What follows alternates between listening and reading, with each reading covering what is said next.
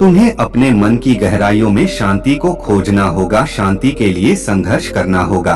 और अगर तुम रास्ते से नहीं भटके तो जैसा मैंने तुम्हें कहा है वह सब तुम्हें मिलेगा जो तुम चाहते हो। महात्मा बुद्ध के मुख से यह सुनकर वह व्यक्ति कहता है, तथागत मैंने तो सोचा था कि आप मुझे कोई ऐसी वस्तु बताएंगे जिसे मैं किसी भी हालत में खोज लूंगा और उसके बाद मेरा जीवन सुखमय बन जाएगा।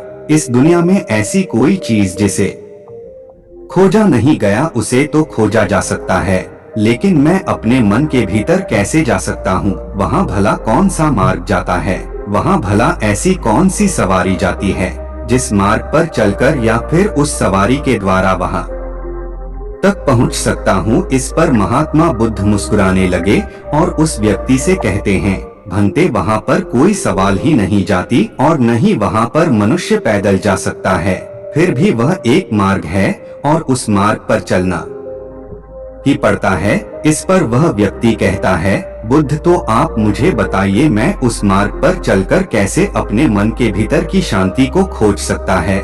इस पर महात्मा बुद्ध ने कहा, इस दुनिया में सबसे शक्तिशाली क्या है? इसका जवाब देते हुए वह व्यक्ति कहता है, हे बुद्ध, इस दुनिया में सबसे शक्तिशाली चक्रवर्ती सम्राट है, जिसके पास असीम शक्ति है, जिसके पास सब कुछ है, उसके पास किसी चीज की कोई कमी नहीं। इसके जवाब में महात्मा बुद्ध कहते हैं, नहीं, इस दुनिया में सबसे शक्तिशाली चीज है इच्छा, और यही इच्छा इस दुनिया को चला रही है। जो कोई भी कुछ भी कर रहा है वह उसकी इच्छा का ही परिणाम है, उसका कम है। सब कुछ उसकी इच्छा के अनुसार ही चल रहा है। जहाँ तक बात है एक चक्रवर्ती सम्राट की, तो एक इच्छा एक चक्रवर्ती सम्राट को भी धूल में मिटा सकती है, और वहीं पर उसी के विपरीत एक इच्छा एक आम इंसान को भी एक चक्रवर्ती सम्राट बनाने में सक्षम है। इस दुनिया में जो कोई भी है, जहाँ कहीं भी है, जिस किसी भी परिस्थिति में है, वह उसकी इच्छा के अनुसार ही है, वह उसकी इच्छा का परिणाम ही है। अपनी इच्छा के बल पर मनुष्य इस जीवन में कुछ भी कर सकता है, लेकिन एक वास्तविकता यह भी है कि मनुष्य अपनी इच्छा पर नियंत्रण नहीं कर पाता, जिस कारण उसके जीवन में वह सब भी घटित होता रहता है जिसकी वह चाहत नहीं रखता। हमारे मन की बुरी इच्छाएं हमारी तरफ बुरी चीजों को खींचती है, इसलिए इच्छा बहुत सोच समझकर करनी चाहिए।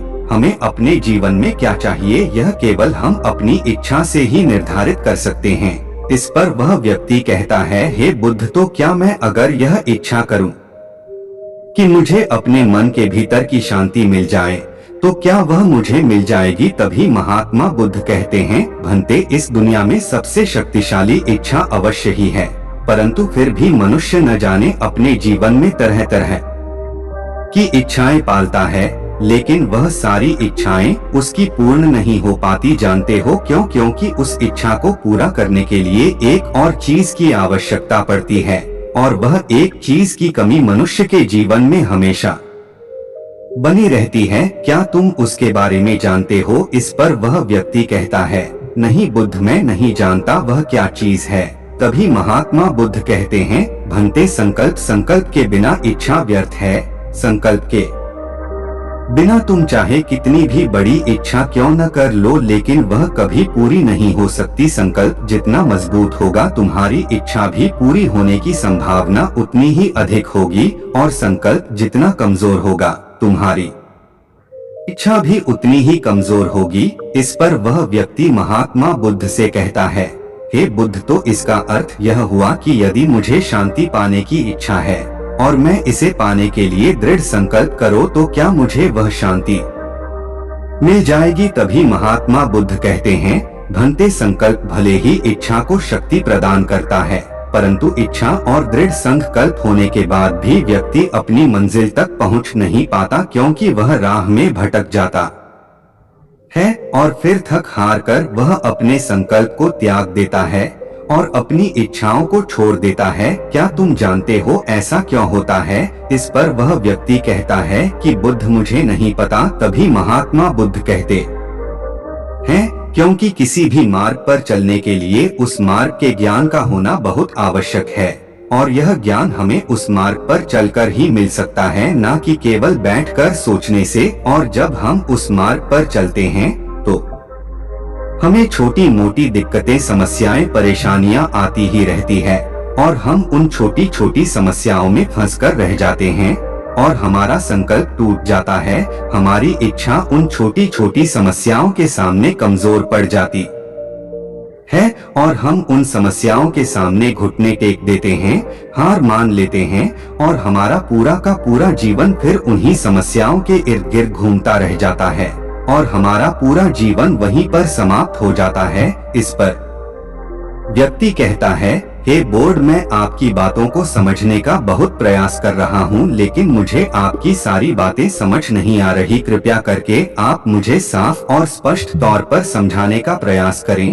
तभी महात्मा बुद्ध ने उस व्यक्ति से कहा, भंते, मान लो कि तुम्हें किसी गांव में जाना है और वहां पर किसी व्यक्ति से मिलना है और तुमने यह दृढ़ संकल्प किया है कि तुम उस व्यक्ति से मिलकर ही रहोगे। तुमने अपना सफर शुरू किया, लेकिन काफी वर्षों के प्रयास के बाद भी न तो वह गांव वह खोज पाए और न ही उस व्यक्ति से मिल पाए। तो ऐसे में क्या हुआ? इसके जवाब में वह व्यक्ति कहता है कि बुद्ध, भला ऐसा कैसे हो सकता है? यदि मैं जीवित हूँ और वह व्यक्ति भी जीवित है जिससे मैं मिलना चाहता हूँ और मुझे वह गांव पता है, तो मैं उसे अवश्य ही मिलूंगा। तभी महात्मा बुद्ध कहते हैं, भंते, तुम्हें उस गांव का नाम पता है और तुम्हें जिसे मिलना है उसका नाम भी तुम्हें पता है, पर तुम्हें यह नहीं पता कि गांव किस दिशा में है। तो ऐसे में तुम कौन सा मार्ग पकड़ोगे और किस मार्ग पर आगे बढ़ोगी? यदि मान लो कि तुमने किसी विपरीत मार्ग को पकड़ लिया, तो क्या वह तुम्हें उस गांव तक ले जाएगा? क्या वह तुम्हें उस व्यक्ति तक मिला पाएगा? इस पर वह व्यक्ति कहता है, हे बुद्ध, इस अवस्था में तो यह कार्य बिल्कुल भी असंभव होगा। इस पर महात्मा बुद्ध मुस्कुराते हुए उस युवक से कहते हैं, भंते, मैं कब से यही तो उन्हें समझाने का प्रयास कर रहा हूँ। हमारी इच्छा संकल्प होने के बाद भी हम सही मार्ग का ज्ञान होना आवश्यक है। शांति को खोजने का जो मार्ग है वह ध्यान और ध्यान भीतर होता है, बाहर नहीं। जब तुम अपने भीतर की शांति को खोजने के लिए ध्यान के मार्ग पर आगे बढ़ो कि अपनी इच्छा की पूर्ति के लिए तुम उस मार्ग पर आगे की ओर बढ़ते चलोगे, तो हो सकता है कि तुम्हारी राह में छोटी छोटी मुसीबतें, दिक्कत या तकलीफ आए, लेकिन तुम्हें उन समस्याओं का सामना करना ही पड़ेगा। तुम्हें उनसे लड़ना होगा, उनसे संघर्ष करना ही होगा, क्योंकि वह मार्ग तुम्हारे लिए बिल्कुल नया है। और पहली बार जब हम किसी मार्ग पर आगे बढ़ते हैं तो हमें यह नहीं पता होता कि अगला पड़ाव क्या होगा और आगे कौन सी कठिनाइयां आने वाली है। हमें तो वहां पर जाने के बाद ही पता चल पाएगा। वहीं पर दूसरी तरफ जो मनुष्य इन छोटी छोटी दिक्कतों में नहीं फंसता, वह अपने संकल्प पर दृढ़ बना रहता है। अपने जीवन में वह सब कुछ पा लेता है जो वह चाहता है और अपनी मंजिल पर पहुंचकर उसे असीम शांति भी मिलती है। और जब मनुष्य अपने लक्ष्य को डोट प्राप्त कर ही लेता है, तब उसे और कुछ पाने की इच्छा नहीं रह जाती। इसी प्रकार या तुम भी केवल मार्ग पर आगे बढ़ते रहो तो तुम भी अपने मन के अंत तक पहुंच जाओगे और वहां पहुंचने के बाद तुम्हें किसी चीज की कोई आवश्यकता नहीं पड़ेगी। नहीं तुम्हें कोई धोखा दे पाएगा, नहीं तुम्हें कोई लूट पाएगा और न ही तुम्हें कोई दुख पहुंचा पाएगा। उस अवस्था में पहुंचने के बाद नहीं कोई मोह, नहीं कोई चिंता और नहीं कोई समस्या रहे कि तुम उस परिस्थिति से बड़ी सरलता से निकल पाओगे। और जब तुम अपने मन की शांति को प्राप्त कर लोगे तो तुम एक पशु तो नहीं रहोगे और न ही एक मनुष्य रहोगे, बल्कि तो मनुष्य से भी और ऊंचा दर्जा प्राप्त कर लोगे। और फिर तुम्हें कोई भी दुख कभी छू नहीं पाएगा।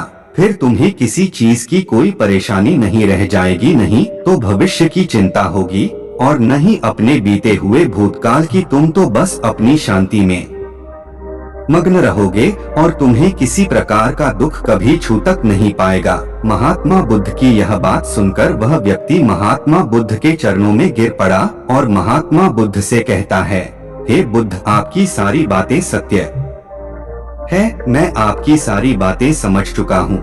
लेकिन फिर भी मेरे मन में एक दुविधा है।